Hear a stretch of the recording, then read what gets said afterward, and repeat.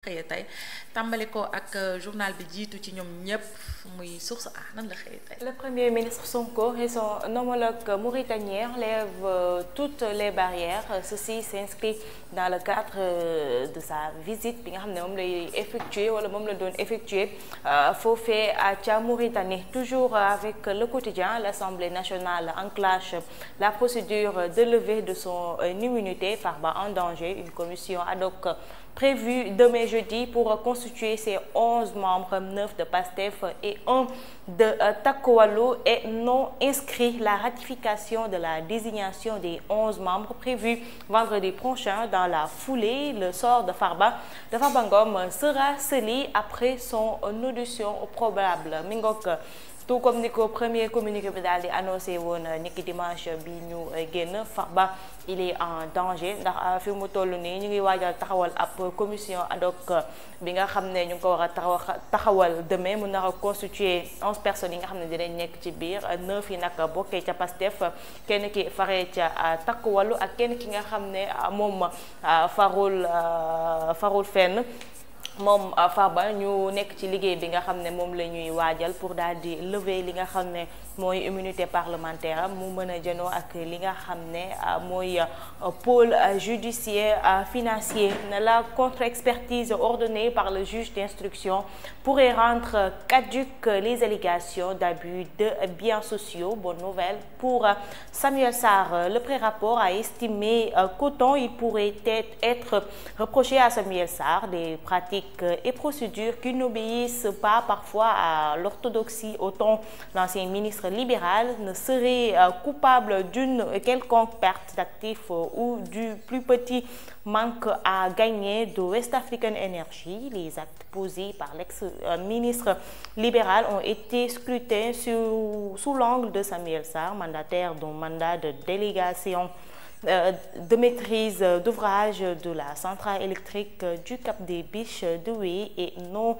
sous l'angle de ses fonctions de directeur général. Le capital est passé, dit-on, de 4 milliards de francs CFA en 2019 à 16 milliards de francs CFA en 2024. Voilà. Ki nga xam ne mooy Samuel Sarr, on dirait qu'il est en train de voir le bout du tunnel ndax ab contre-expertise bi nga xam ne le juge d'instruction moo ko daal di ordonné moom mën na daal di rendre li nga xam ne mooy caduc les allégations d'abus de biens sociaux. Maanaam contre-expertise boobu mën na sauver ki nga xam ne mooy Samuel Sarr de prison. Première réunion du COMEX de la Fédération sénégalaise de football de l'année 2025 ce vendredi, tout sur l'ordre du jour. Leur salaire de décembre pas encore payé jusqu'hier et les contracts de 300 agents non renouvelés, 2000 postiers dans le désarroi. Voilà, toujours ñi nga xam ne ñooy les éléments de la poste ñoom ñi nga xam ne kenn fayagu leen fi mu toll nii 300 agents nag ñoom Omar kenn dañoo daal di renouveler wul li nga xam ne mooy seen ay contrat. waaw effectivement xam nga poste ñoom wax dëgg yàlla ñoo ngi ci ay difficultés yu metti sax. Bu fekkee ni fay nañ leen seen salaire u mois de novembre mais salaire u mois de décembre ba léegi ñoo ngi xaar te ñoom nee nañ dañu gisagul léegi ba le bout du tunnel parce que xamuñu effectivement est-ce que seen salaire yooyu dinañ leen ko fay. Donc ñoom fu mu nekk nii ñoo ngi ci njàkkare waa poste ba pare dafa am ñi nga xam ne nii ay contractuels lañ, ils sont plus ou moins 300 léegi nag à peu près 300 les contractuels yooyu seen contrat yi c'est arrivé à expiration au mois de décembre bi passé te ba léegi contrat yooyu ba léegi kenn da ko renouvelé wul. Donc ñoom dañuy yaakaar ni peut-être que ces contrats là ne seront pas renouvelés, donc ils vont se retrouver au chômage. Donc c'est la situation un peu chaotique bi nga xam ne nii moo ngi am au niveau de la poste. Leneen lii c'est par rapport à la première réunion du comité exécutif de la fédération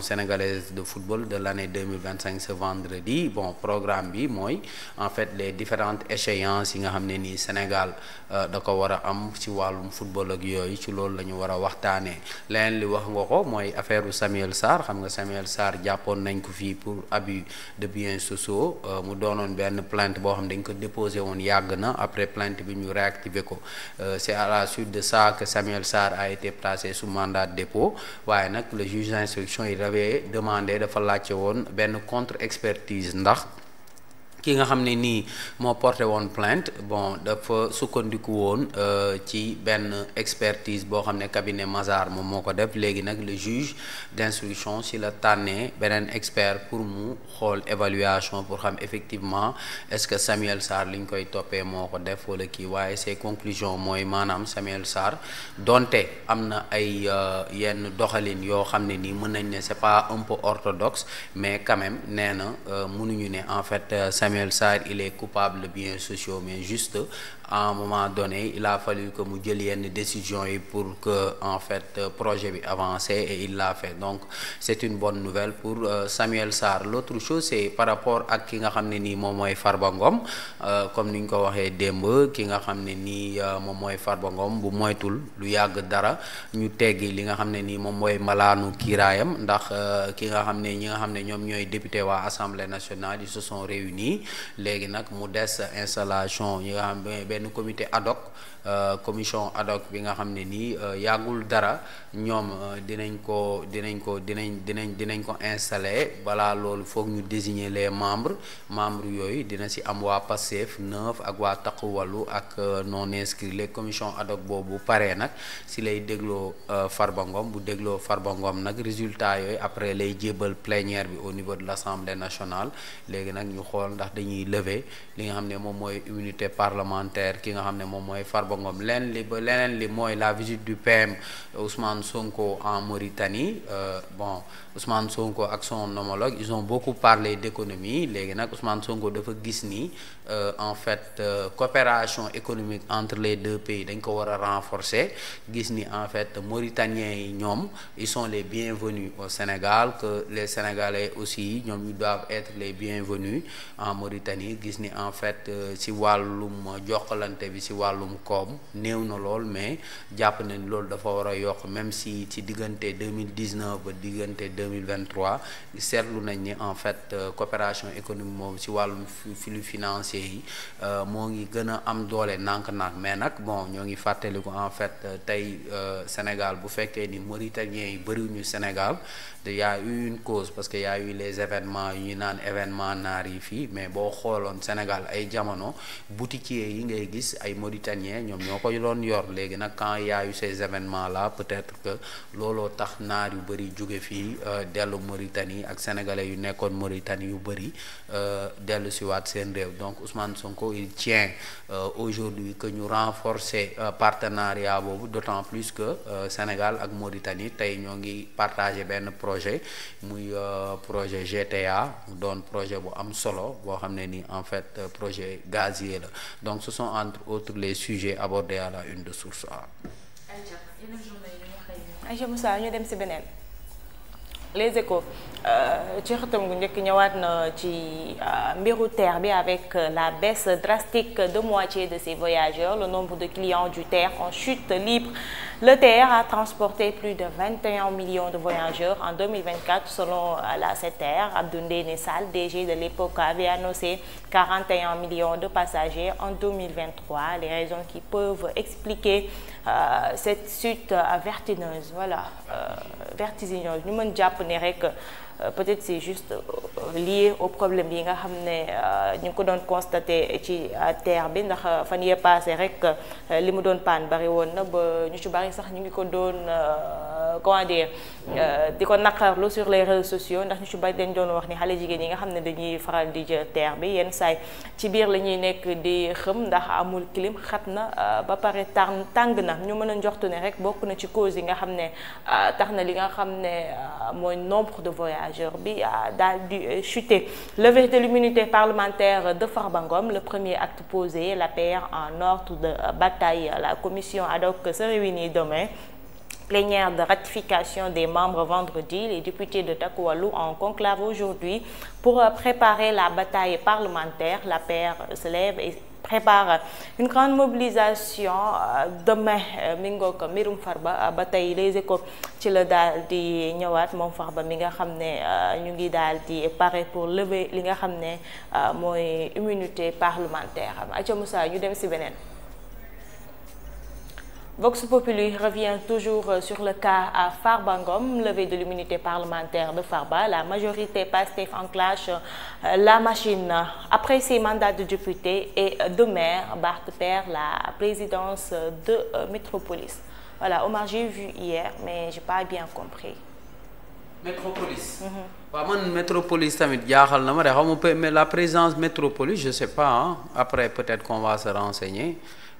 Fatima dafa am benn structure bu tudd Métropolis au niveau de Taxawu. Non, je suis pas au courant de. Mais bon après on va demander. D'accord. Je suis pas au courant. D'accord, le juge Dème moom tamit le juge Amidou Dème à travers benn post bi nga xam ne def na ko sur ces différentes plateformes sur les réseaux sociaux moom tamit àdduna jëmale ci li nga xam ne mooy mbiru Farba li mu wax mooy le pôle judiciaire financier ne doit pas être un instrument contre des adversaires politiques loolu la wax. Moom nee na ñi nga xam ne ñoo yor nguur gi fi mu dool nii bu ñu utiliser li nga xam ne mooy pôle judiciaire financier bi pour éliminer ñi nga xam ne ñooy seeni adversaire aca Moussa ñu dem ci beneen. mooy li ñu doon wax rek mooy Fatima Serigne li ma la doon wax quoi maanaam par rapport ak pôle judiciaire bi waaw mooy maanaam xam nga communiqué boobu maanaam xam nga justice tey jii am na noo xam ne bu ko doxee rek day créer suspicion quoi moom la gars yi di wax waaw perception la mais perception yooyu c'est important c'est pas important mais xam nga c'est une perception individuelle juge dem li mu wax ça ne concerne que lui keneen mën na am d'autres perceptions par rapport à ça mais kii de voilà c'est ça tamit Birahim Seck waaw mais kii Birahim Seck après la perception de Birahim Seck dafa war a nekk une perception générale. Mais juge Dème c'est un magistrat c'est un ancien magistrat du parquet Birahim Seck mais après c'est le kii du forum civil donc ñooñu mais loolu mooy seen liggéey Birahim Seck loolu lay liggéey pourtant li muy wax am na solo de waaw mais dañ politiser kii bi pôle bi maanaam pôle bi na moytu tey jii nii que nit ñi sax am perception boobu que pôle bi en fait c'est le bras armé du pouvoir ça c'est important waaw mais dama ne seen perception yi seen perception la du ñëpp am même perception bi je sais que amoo perception boobu moo tax ma ne je suis libre aussi de le dire quand même. Voilà, Walf Quotidien, cession d'immeuble, la casse du patrimoine bâti de l'État, la Cour compte un écart abyssal de 332,76 milliards. Farba Ngom, devant le pôle judiciaire financier, la justice conforte Sonko. L'ancien juge Dème dénonce une justice dévouée par sa politisation. Voilà. Aca Moussa, ñu dem. Yor Assa Une revient sur le cas Farba et Tahirou Sarr cité dans l'affaire, manœuvre et soustraction frauduleuse de plusieurs milliards de francs CFA au détriment de l'État du Sénégal. Tahirou Sarr et Farba Ngom au banc des accusés. Le Trésor public verse plusieurs milliards à Tahirou, 17 milliards 188 944 444 francs CFA, 12 milliards 834 375 de francs CFA et 700 milliards. Le 16 août 2023, Holding Sofico de Tahirou Sarr a procédé à 4 virements de 1,5 milliard, de 25 milliards, 1,5 milliard, 1,5 milliard respectivement à SCP, ABBA, SCP Tidjania, Kantung Investissement, SASU et SCP Dourou de Farba. Et ce même 16 août 2023, SCP ABBA a effectué un virement de 600 millions pour Mohamedou Ngom alias Farba. Le 18 août 2023, Holding Sofico a effectué 2 virements de 300 millions de francs CFA, chacun à Kantung Investissement, SASU et ABBA. Ensuite, Sofico a versé 1 milliard 140 millions 199 000 de francs CFA pour les frais notaires. Le 26 septembre 2023, Ismaïla Ngom, frère de Farba, émet un chèque de 500 millions pour encaisser au profit de la SCP à Daourou. Le 25 avril 2024, SCP Daourou vire 498 millions 500 000 pour le compte de Mouhamadou Ngom alias Farba le 2 mai 2024. Kantung Investissement SASU effectue un virement de milliards yu bari na de. ah bëri na kay.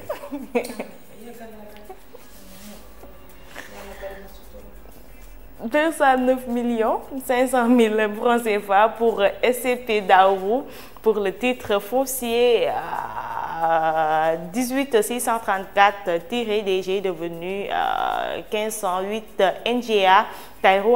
Taïro a reçu du Trésor public 2 milliards 152 millions 500 000 francs CFA pour l'ETF 7129 DG devenu 13503 NGA. Taïro a obtenu du Trésor public 7 milliards 282 millions 500 000. Enfin, pour le troisième titre foncier 8671, le patron de Sofico a obtenu du Trésor public 3 milliards 399 375 francs CFA. La Centif a-t-elle fermé l'œil complaisamment? L'Assemblée en séance plénière ce vendredi 17 janvier. Voilà, toujours dans l'affaire Farba, cette fois-ci on cite l'homme d'affaires Tahirou Sarr. Voici les différentes transactions yi nga xam ne doon nañ ko mener le 16 août 2023 lañ ko door ba le 2 mai 2024 et là on parle de plusieurs milliards. kii bi nga doon Métropolis, c'est une association mondiale des grandes villes et des aires métropolitaines. Ok. En France. Non, des aires métropolitaines. Bon, c'est au niveau mondial quoi. Okay. Monté ban dëkk la nekk sax na benn dëkk. Ok. saa ñu dem. waaw mais dama koy indiwaat parce que c'est important. Youssou Ndour rend hommage à ses partenaires et collaborateurs après Grand Bal bi la. Ce que révèle le pré-rapport d'expertise sur les agissements présumés de Samuel Sarr mooy contre-expertise bi nga xam ne mën na ko blanchir. rendre hommage di nekk ci terrain bi, rendre hommage ñi ñuy gis ci télé bi, rendre hommage présentateurs et présentatrices yi. Voilà. Mais les patrons loo leen di rendre hommage nañ dem demal.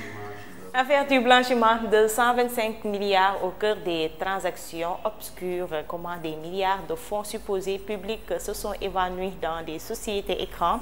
Tahirou Sarr, les virements suspects et les flux financiers injustifiés, les révélations explosives de ces déclarations d'opérations suspectes transmises à la Centif. Am na lu nekk ci suuf de Moussa. La CBAO et Ecobank. Voilà, pôle judiciaire financier, Mahamadan Sarr, le loueur de voitures de luxe au régime de Macky Sall, tombe pour 14 milliards. lii du jaaw. ay milliards. ay milliards rek ngay dégg. te ñun benn million. te ñun amuñu sax instant bii nii pour nga am ko problème da nga leen dëggalal seeni wax de ay milliards lañ toogoon. te ñun ñu ngi nii. dugg rek. Moussa d'innocence moo yàq lu bëri rek mais. nguur daal boo ci nekkee rek da ngay nguur. ki dem boo jaay la fi nit jënd auto 90 millions. xaas V8. DG bi DG bi kenn du ko wax. Le Soleil, Mauritanie Sénégal, la voie balisée pour le secteur privé tête-à-tête entre Ousmane Sonko et El Ghazouani. Voilà, toujours dans le cadre de sa visite qu'il effectuait fi nga xam ne mooy à Mauritanie. Le premier ministre Ousmane Sonko mi ngi dox ci ñu gën a yaatal li nga xam ne mooy coopération que ça soit économique wala ci yeneen secteurs yi entre la Mauritanie et le Sénégal. Moussa jeex na wala voilà c'est bon.